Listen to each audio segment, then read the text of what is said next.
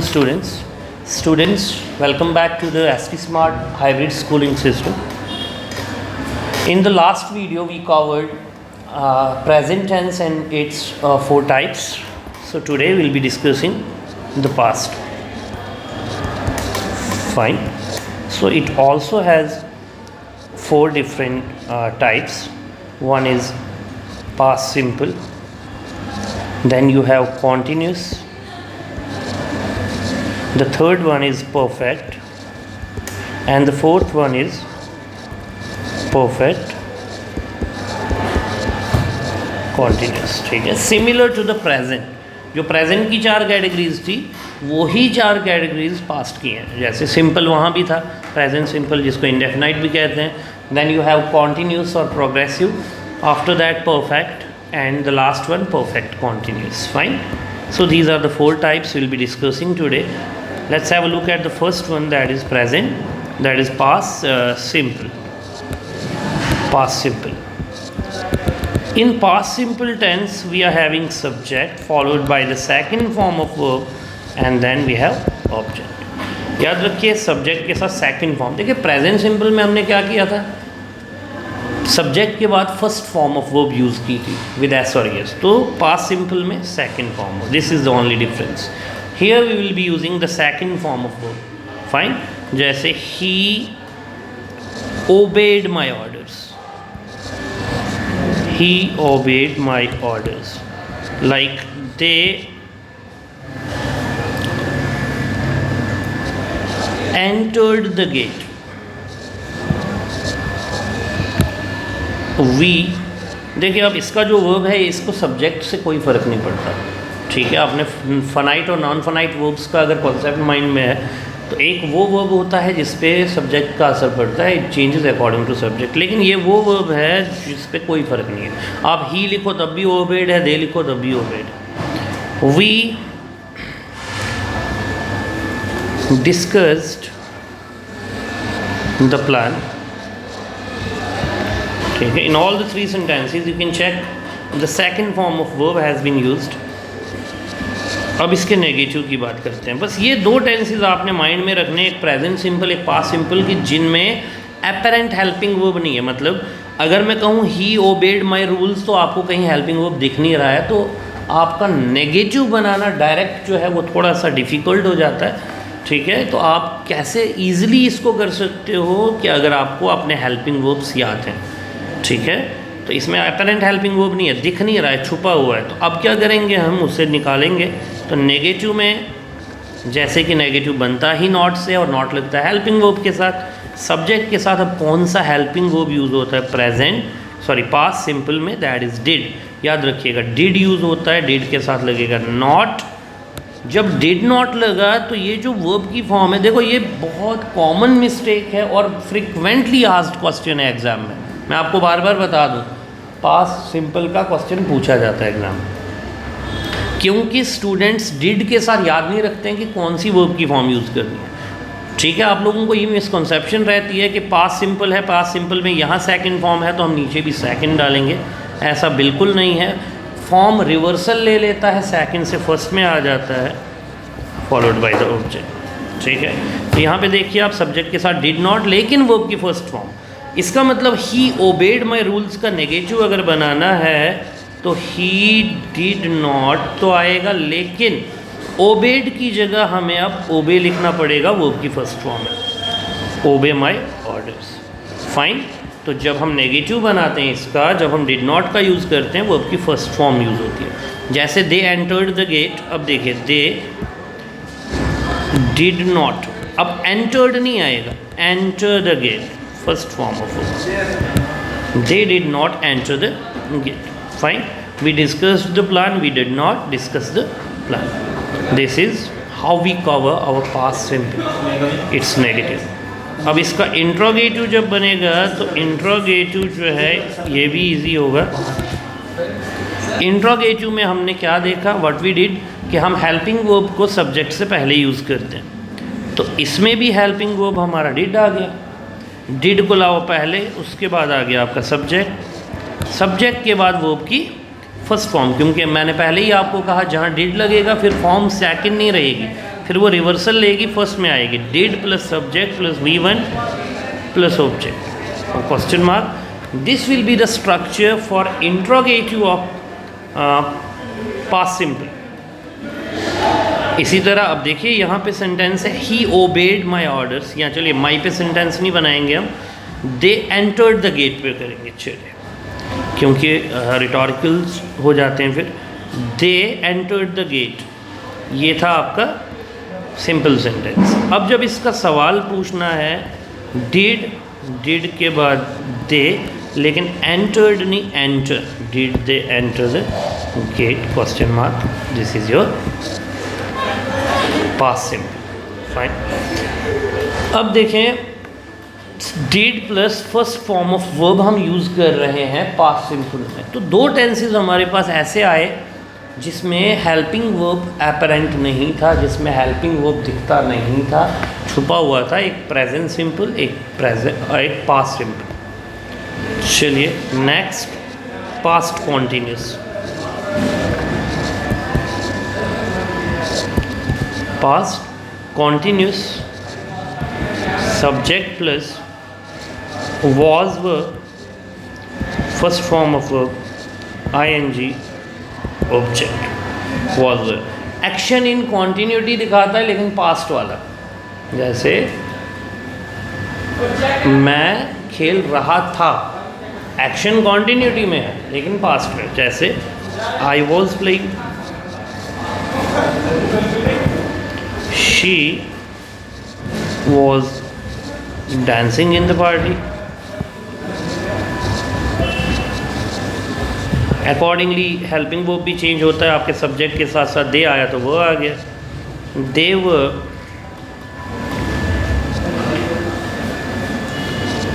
Arranging a party. Fine. So subject के साथ was या verb plus ING form, verb की फर्स्ट फॉर्म के साथ आईएनजी, ये आपका पास्ट कॉन्टिन्यूस बनता है। तो इसका नेगेटिव देखिए आप, इनके नेगेटिव इंट्रोगेटिव इजी हैं, क्यों? क्योंकि इनमें हेल्पिंग वर्ब एपरेंट है, दिखता है, तो उसी के साथ नॉट यूज़ करना है आपने। जैसे she was not arranging she was not dancing in the party, they were not arranging a party. Fine. So हमने वॉज वर्ब के साथ जब नॉट यूज़ किया, वॉज या वर्ब के साथ जब नॉट यूज़ किया तो नेगेटिव बन गया। बाकी स्ट्रक्चर सेम है, वर्ब की फॉर्म में कोई भी चेंज नहीं आती है। Third one is past perfect, उसमें चुका है, फ़र्क देखो कितना सा है, वहाँ पे है होगा, यहाँ पे था होगा, बाकी कुछ नहीं है। जैसे जा रहा है और जा रहा था, चुका है और चुका था। अब हमने प्रेजेंट परफेक्ट में किया था वो खाना खा चुका है, यहाँ पे वो खाना खा चुका था। सब्जेक्ट के साथ अब लगेगा हैड, वहाँ पे हैज़ और हैव था प्रेजेंट में, यहाँ पे हैड लग रहा है और वर्ब की थर्ड फॉर्म के साथ ऑब्जेक्ट। देखिए ऑब्जेक्ट में इसलिए बोल रहा हूँ क्योंकि सेंटेंसेस के अंदर कभी है नहीं है, लेकिन मैं यहाँ पे इंक्लूड कर रहा हूँ। There can be sentences without object also. Subject plus had plus V3 plus object, this is the structure of past perfect. Sentence देखते हैं। Surya had finished his work. Surya अपना काम ख़त्म कर चुका था, ठीक है, इसीलिए हैड लगा। Had plus third form of verb finished. इसी तरह से I had taught my students, मैं अपने स्टूडेंट्स को पढ़ा चुका था। Had is followed by the third form of verb, this is past perfect. Fine. अब पास्ट परफेक्ट का नेगेटिव देखते हैं बेटा हम, इसका नेगेटिव और इसका interrogative. Again the same story, वही सेम कहानी रिपीट होती है कि नेगेटिव बनता है नॉट यूज़ करके, किसके साथ? हेल्पिंग वर्ब के साथ। और हेल्पिंग वर्ब है इसका हैड, तो हैड के साथ वो हैड के साथ नॉट लगेगा, लेकिन वर्ब की फॉर्म सेम रहेगी, थर्ड फॉर्म। जैसे ही had not eaten food,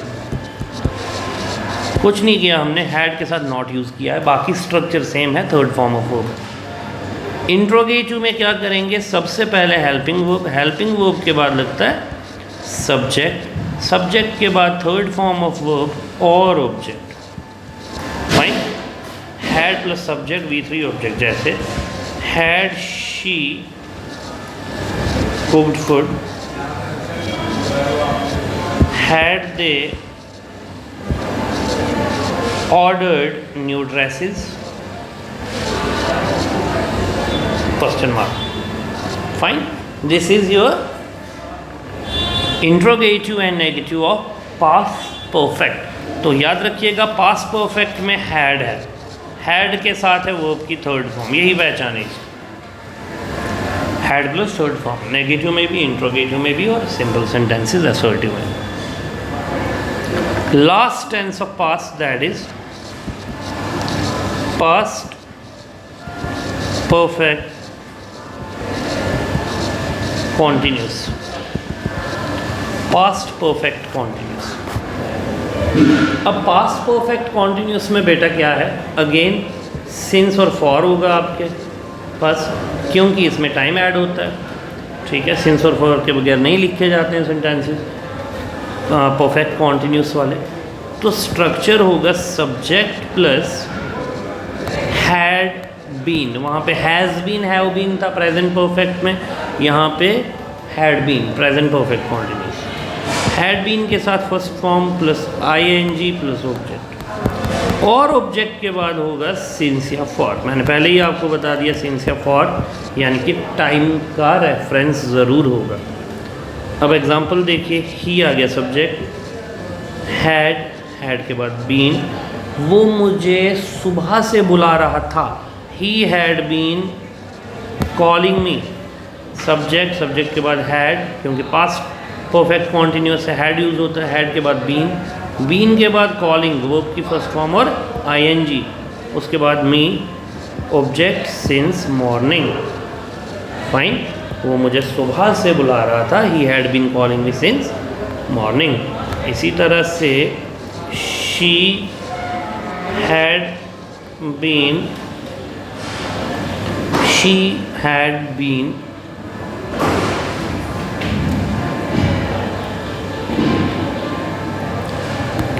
stitching the clothes for 1 hour. फिर से हैड बीन के साथ आईएनजी फॉर्म. फाइन, ये आपका रहता है पास्ट परफेक्ट कॉन्टिन्यूस. अब बेटा देखिए, इसका जब नेगेटिव आपने बनाना है तो नेगेटिव में आपका रहता है सब्जेक्ट के साथ वही सेम हैड, लेकिन हैड के साथ नॉट, और उसके बाद फिर बीन आता है. बीन के बाद first form ING object since for. ठीक है, लेकिन हैड के बाद नॉट. जैसे यहाँ पे है ही हैड बीन कॉलिंग, तो सिंपल है he had not been calling. He had not been calling me since morning.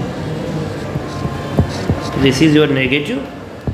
And interrogative will read as, इसमें हैड होगा पहले, हैड के बाद लगेगा आपका इंट्रोगेटिव में सब्जेक्ट, फिर वो की had plus subject plus been, first form of verb ING, object plus since for,